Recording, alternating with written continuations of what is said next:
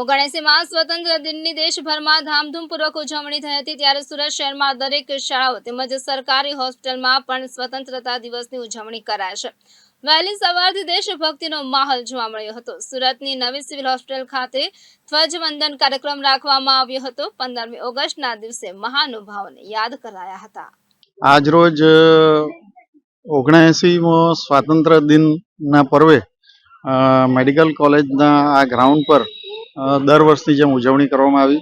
આ વખતે અમે ખૂબ અહોભાગી છીએ કે અમને ડૉક્ટર દીક્ષિત સાહેબ, જે ભૂતપૂર્વ અહીંયા ડીન પણ હતા અને એડિશનલ ડાયરેક્ટર તરીકે અત્યારે 30/6/25 જ રિટાયર થયા, એમને ચીફ ગેસ્ટ તરીકે અમે લાવી શક્યા। એ એમના ફેમિલી સાથે અહીંયા આવ્યા હતા। એમણે ખૂબ જ પ્રેરક ઉદ્બોધન કર્યું અને અહીંયા સુરતમાં મેડિકલ કોલેજ તેમજ હોસ્પિટલના તમામ લોકો એમને ખૂબ ચાહે છે, તો એ આવ્યા, એ ખૂબ સારું થયું। અને ઘણા કર્મચારીઓ કે જેની સારી કામગીરી હતી એ એમને એવોર્ડથી પણ નવાજીત કરવામાં આવ્યા।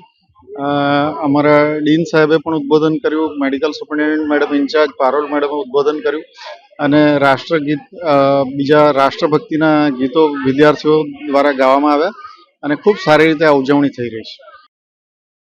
આજે સ્વતંત્રતા દિવસ નિમિત્તે સૌ દર્શક મિત્રોને ખૂબ ખૂબ શુભેચ્છાઓ પાઠવું છું। રાજ્યના પૂર્વ હેલ્થ ડાયરેક્ટર તબીબી શિક્ષણ ડૉક્ટર રાઘવેન્દ્ર દીક્ષિત સાહેબની ઉપસ્થિતિમાં મેડિકલ કોલેજના ગ્રાઉન્ડ ખાતે તમામ પ્રોફેસરો, તબીબો, નર્સિંગ સ્ટાફ, વિદ્યાર્થીઓ, મેડિકલ કોલેજના સ્ટુડન્ટ, ડીન, સુપરિન્ટેન્ડન્ટની ઉપસ્થિતિમાં ધ્વજવંદન કાર્યક્રમ કરવામાં આવ્યો।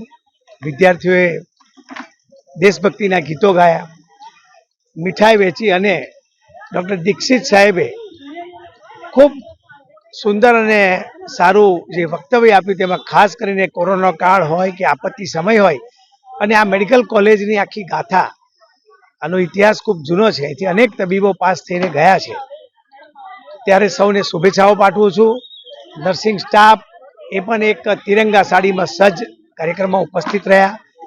સિક્યુરિટી ગાર્ડ અને હોમગાર્ડના ગાર્ડ પણ ઉપસ્થિત રહી રાષ્ટ્રગીત સાથે ધ્વજ ફરકાયો, આન બાન સાથે ભારત માતા કી જય, વંદે માતરમના જય ઘોષ સાથે આ કાર્યક્રમ સંપન્ન કરવામાં આવ્યો।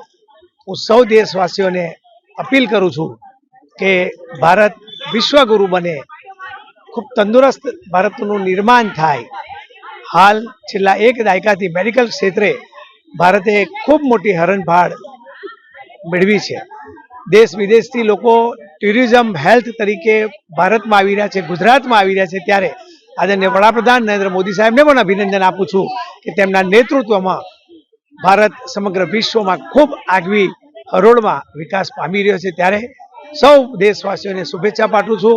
આભાર। ભારત માતા કી જય, વંદે માતરમ। નમસ્કાર દર્શક મિત્રો, આપ સૌને આજે સ્વતંત્રતા દિવસની ખૂબ ખૂબ શુભકામનાઓ। આજે સુરત સિવિલ હોસ્પિટલ ખાતે તથા ગવર્મેન્ટ મેડિકલ કોલેજ સુરત ખાતે આજે ખૂબ જ સરસ આજે સ્વાતંત્ર્ય દિવસનો કાર્યક્રમ ઉજવાયો છે, જેમાં તમામ અમારા medical students, physiotherapy students, nursing students, અમારા ડૉક્ટર્સ, ફેકલ્ટી સ્ટાફ અને નર્સિંગ સ્ટાફ અને એની સાથે સાથે અમારા સર્વન્ટ્સ અને તમામ લોકોએ પાર્ટિસિપેશન કર્યું છે। ખૂબ જ સુંદર સાંસ્કૃતિક કાર્યક્રમ હતો। આ કાર્યક્રમના ચીફ ગેસ્ટ હતા શ્રી રાઘવેન્દ્ર દીક્ષિત સાહેબ, જે ગાંધીનગરમાં એડિશનલ ડિરેક્ટર મેડિકલ એજ્યુકેશન હતા અને આજે સાહેબે અમને એવો લાવો આપ્યો છે કે અહીંયા આવે અને અમારી સાથે આ કાર્યક્રમ ઉજવે। તો એમની સાથે સાથે અમારા કોલેજના dean doctor Jayesh Brahmbhatt, RMO doctor Ketan Nayak, nursing એસોસિએશનના વાઇસ પ્રેસિડેન્ટ શેખભાલભાઈ કડીવાલા તથા તમામ retired professors, senior professors, Prahlad Rai છે, મેડમ છે, ઘણા બધા પ્રોફેસર્સ જોડાયા હતા, ઘણા બધા હેડ ઓફ ડિપાર્ટમેન્ટ જોડાયા હતા અને ખૂબ જ સુંદર આયોજન થયું છે। અને મનમાં બસ એક જ આશા છે કે બસ જે રીતે આપણને સ્વતંત્રતા મળી એ રીતે જ આપણો દેશ આગળ ને આગળ પ્રગતિ કરે। આપણા માનનીય પ્રધાનમંત્રી શ્રી નરેન્દ્ર મોદીજી સાહેબ છે, એમના નેતૃત્વમાં અને એમના ગાઈડન્સથી આપણે વધારે ને વધારે યંગ જનરેશન માટે, યંગ મેડિકલ સ્ટુડન્ટ્સને કઈ રીતે આગળ લાવી શકાય, કઈ રીતે મેડિકલ પ્રેક્ટિસ સારી કરી શકાય, હજી એથિકલ બનાવી શકાય, કઈ રીતે ડૉક્ટર્સને કોઈ તકલીફ ના પડે, સમાજને કોઈ તકલીફ ના પડે, સોસાયટીને બધી મેડિકલ સેવાઓ સારી મળી રહે, બસ એ દિશામાં આગળ વધીએ એવી પ્રાર્થના। જી, આજે હોસ્પિટલના તથા કોલેજના જે પણ clerical staff, non clerical staff, nursing staff, servant staff જે પણ સારું કામ કરે છે, ડોક્ટર્સ, એ બધાનું એક સિલેક્શન થયું હતું અને એ લોકોને સન્માનિત કરીને એમનો ઉત્સાહ વધારવામાં આવ્યો.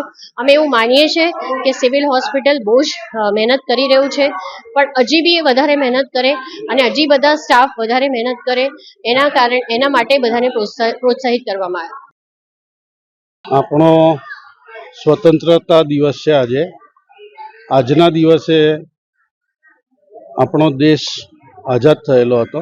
આ આઝાદી મળ્યા પછી આ આઝાદીમાં ખરેખર તો બહુ અસંખ્ય લોકોનો છે તે યોગદાન છે અને આપણે આજે જે મતલબમાં વિકસિત ભારત તરીકે જે વિકસી રહેલા છીએ તે આપણે આ આઝાદીની સંસ્કૃતિમાંથી બહાર આવીને દેશને સુપંથ પર લઈ જવા માટેના આપણા સતત પ્રયાસ ચાલુ છે અને હું એવું માનું છું કે આગામી દિવસોમાં ખરેખર આપણે સમૃદ્ધ ભારત બનીને રહીશું.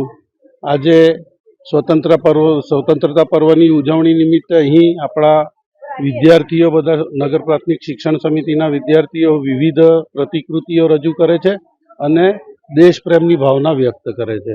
ફરી એક વખત સમગ્ર સુરતવાસી અને દેશવાસીઓને સ્વતંત્રતા પર્વની ખૂબ ખૂબ શુભકામનાઓ.